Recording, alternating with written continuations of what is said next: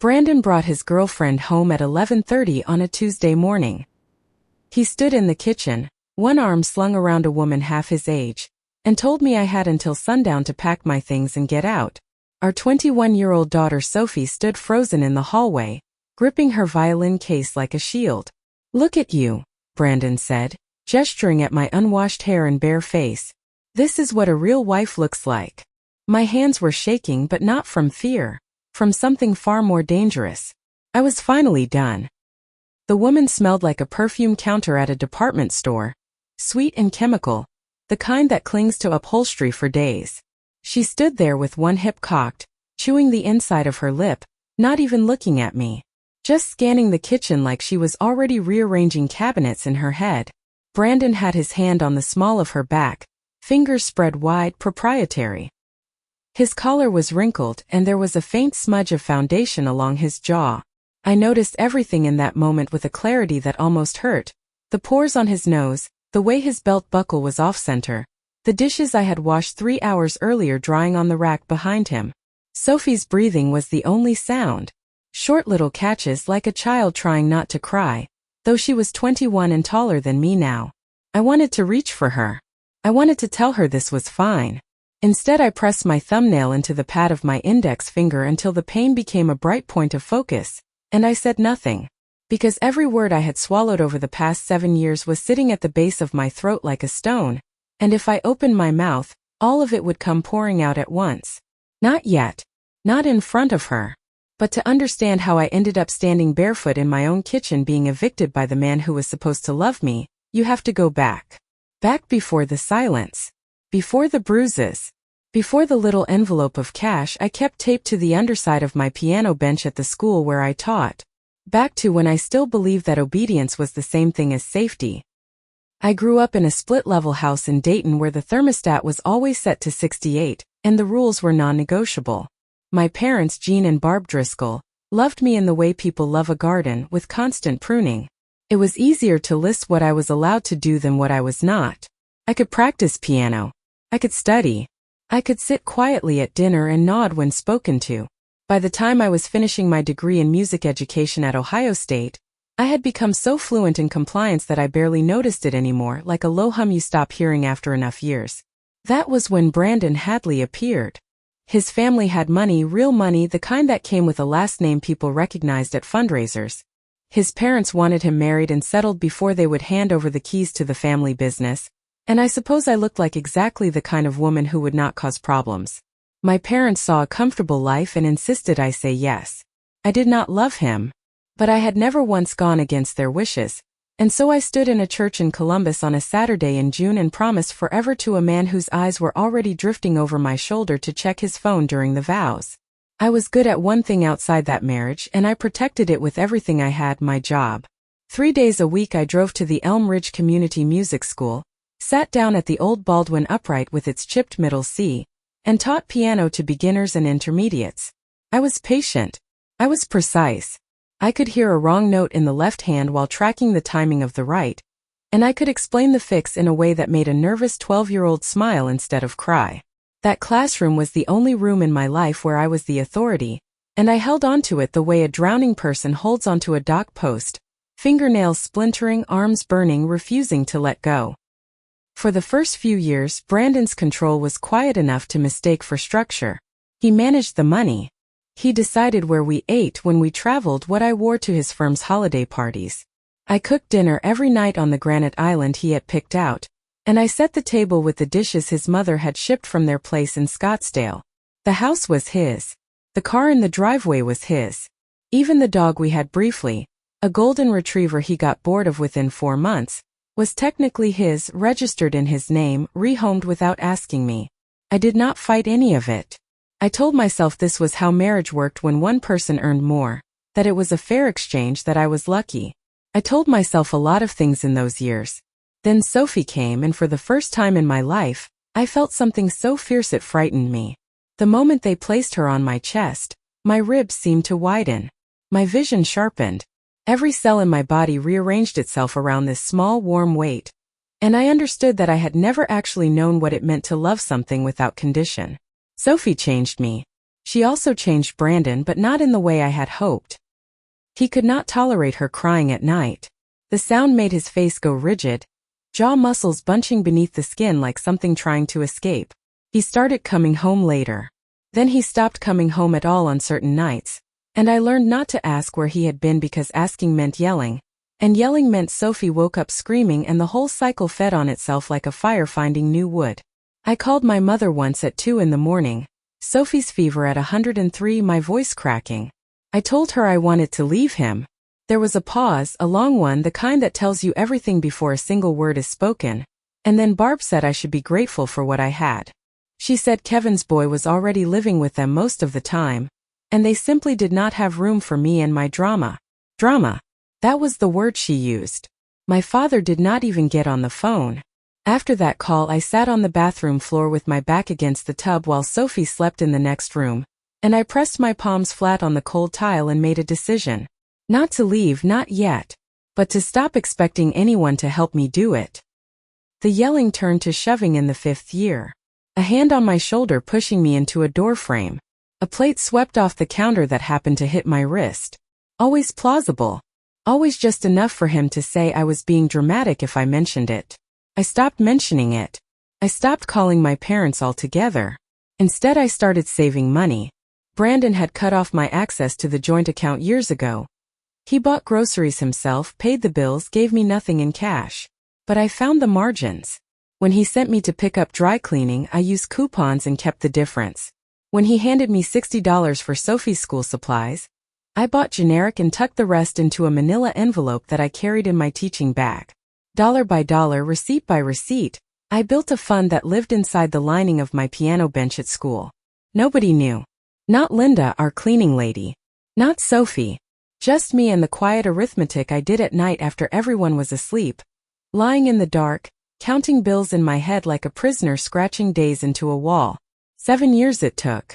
7 years of Brandon's cologne arriving home at 1 in the morning, of the back of his hand when dinner was cold, of my parents' silence on the other end of a phone line I eventually stopped dialing. And then one Tuesday, he walked in at 11:30 with a woman on his arm and told me to leave. He thought he was ending things. He did not know I had been preparing for this exact moment for longer than he could imagine. The morning before Brandon brought her home, I had been awake for almost 20 hours straight. Sophie was sick. A rattling cough that had started Sunday night and turned into something worse by Monday afternoon. Her skin hot to the touch, her eyes glassy.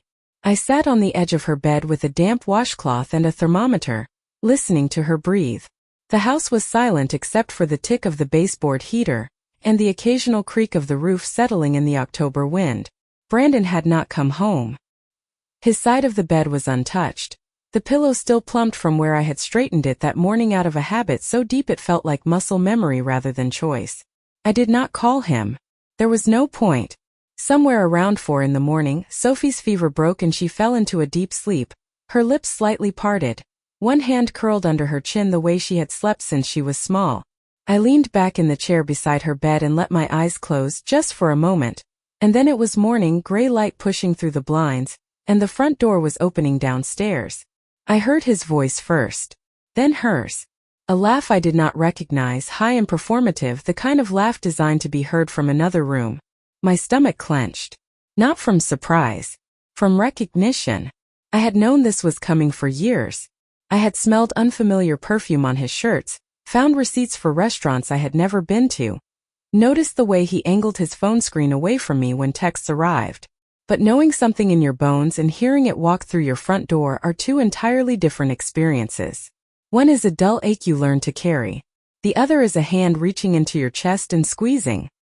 I stood up slowly. My knees popped, stiff from sleeping upright, and I caught my reflection in the hallway mirror as I moved toward the stairs. Hair unwashed, pulled into a knot that had loosened overnight. No makeup.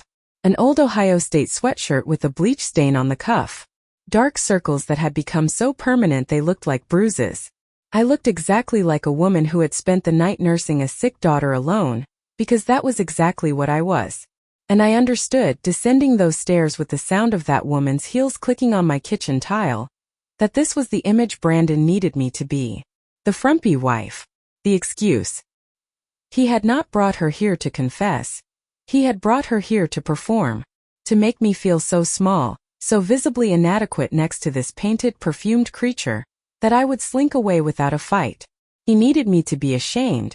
That was always how he operated. Shame was his currency and he spent it freely. Sophie appeared in the hallway behind me.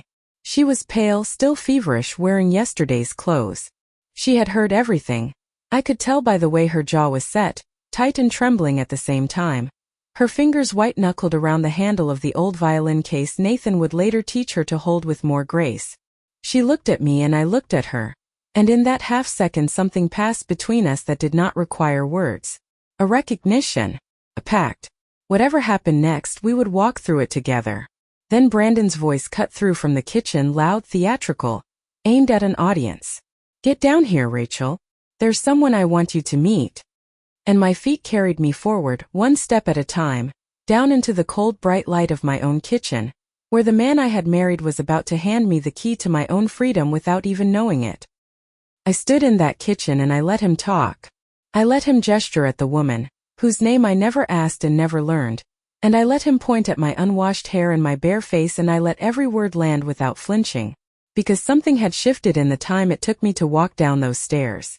The fear was gone. In its place was a strange, almost surgical calm, the kind that settles over you when the worst thing you have been dreading finally arrives, and turns out to be smaller than the shadow it cast.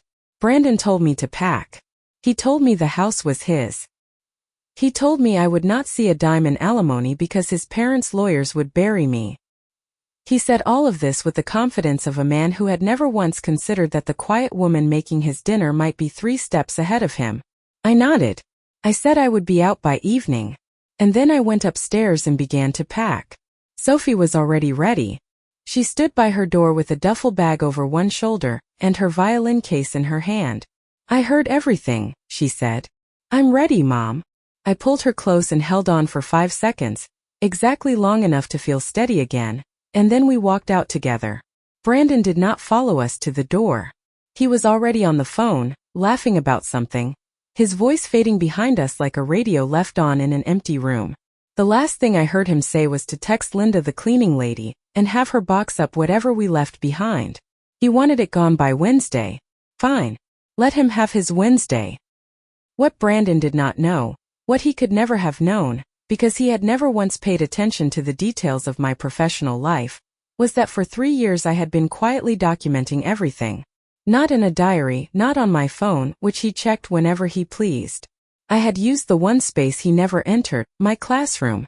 In the bottom drawer of the filing cabinet at the Elm Ridge Community Music School, behind a stack of old Suzuki method books, I kept a folder. Inside it were photographs of bruises taken in the bathroom mirror with dates written on the back in pencil. Copies of bank statements I had pulled during the 45-minute window each month when he left the home office unlocked and went to his Thursday racquetball game. Screenshots of texts between him and 3 different women, printed at the public library on my lunch break. And most importantly, a notarized letter from Linda, our cleaning lady for 9 years, describing what she had witnessed in the house. I had asked her to write it 11 months earlier, sitting in her car outside the grocery store, my hands shaking so badly I could barely hold the pen I offered her. She had not hesitated. She signed it the same afternoon. When Brandon's parents' attorney sent me the initial divorce papers, offering virtually nothing as promised, my lawyer sent back the folder. All of it. Every photograph, every statement, every printed text. Within 72 hours, Brandon's father called me directly. His voice was thin and careful, the voice of a man who understood exactly what that folder meant if it entered a courtroom. We settled out of court. I received the college fund for Sophie, 7 years of retroactive support, and enough to put a down payment on a place of our own. Brandon's parents quietly removed him from the family business within the year. Turns out a son who beats his wife and gets caught is bad for the brand. But the money was not the thing that saved us. The thing that saved us was a park bench on a cool Saturday in October, 3 weeks after we moved into a room we rented from a widow named Dorothy Finch. Sophie and I had gone for a walk. She was collecting fallen leaves and acorns for a collage project in her art elective, and a man sitting on the next bench over mentioned that you could make an owl out of maple seeds. His name was Nathan Calloway, And he played violin with the Columbus Metropolitan Orchestra. We talked about music for an hour, then 2 hours. Then every weekend for the rest of the autumn and into the winter and into the spring. He was kind in a way I had forgotten men could be. Attentive without being possessive, generous without keeping score. He made Sophie laugh. He remembered the names of her professors and asked about her recitals. He walked us to Dorothy's door every evening and never once asked to come inside until Sophie invited him herself. It took a year for him to tell me he was dying. 9 months before we met, he had been diagnosed late stage, already metastasized. He had gone through treatment at the Mayo Clinic in Rochester. It had not worked.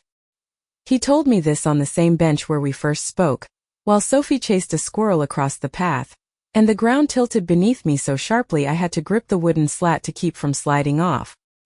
He said he had not told me sooner because he did not want our time together to be about grief. Then he took us to a notary and signed over his house and what remained of his savings. He said he could not give us enough years, but he could give us a home. Nathan passed 6 weeks later, in a hospital room that smelled of antiseptic and the lilies Dorothy brought every morning. I held his hand. Sophie played a recording of Debussy on her phone, the same piece she had been practicing for her spring recital, and the notes drifted through the thin curtain around his bed like something made of light. I promised him we would be happy. I meant it with every cell in my body. 9 years have passed. Dorothy still lives with us. She is 81 now, slower but sharp as ever, and she makes the best pot roast in Franklin County. Sophie won the state piano competition last spring. She dedicated her performance to Nathan on live television, and I watched from the third row with my husband Scott's hand on my knee, tears running freely down both our cheeks. And somewhere across Columbus, in a studio apartment he rents month to month since his parents finally cut the last financial cord, Brandon saw that broadcast. He watched a young woman with his last name, no, not his last name anymore, Scott adopted her years ago, sit at a grand piano and play with the kind of fire that only comes from having survived something. The camera cut to her face during the final chord and he stared at it, trying to place her. He could not, because he had never really looked at his own daughter. Not once in 21 years. But I looked at her every single day. And every single day she looked more like the woman I was always supposed to become. Thank you so much for listening to this story. I hope it moved you the way it moved me to tell it. If you enjoyed it, please hit that subscribe button so you do not miss the next one. I would love to hear from you. Have you ever had to rebuild your life from nothing? Share your experiences in the comments below. And if you would like to rate this story, give it a score from 1 to 10. Your feedback means the world. Take care of yourselves and I will see you in the next one.